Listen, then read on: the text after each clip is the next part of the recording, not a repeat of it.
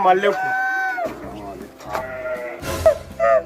Kaga mutumin naka can ma yana kuka. Sai ne kiran waye sai bai daga ba. Me same shi kuma da kuka? Ai sani da dai mu ji dai ya ake ci. Ke mama. Me faru ne? Aba, kamfani ka duba ganin Allah, gobe za a yi azumi, amma wai ba lockdown. Babu ne? Babu lockdown. Amma na sha ne wallahi.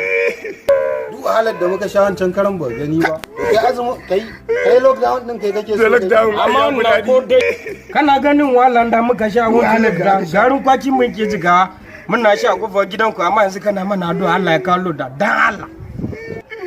Amma na rujaki ne kai wallahi. What? Kai baka da mutunci wallahi. Kai Wayo! Wayo! Wayo! Wayo!